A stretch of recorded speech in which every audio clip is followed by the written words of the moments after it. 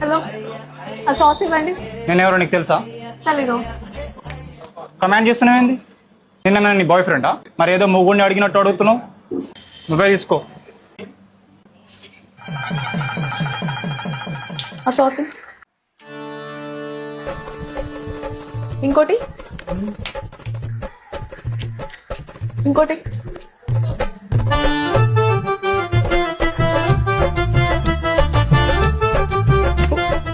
లంచ్కి ఏం చేసావు? Sauce sauce curry. ఏ తినవా? సాసేగా. I love sauce. I like sauce. Sauce తింటా.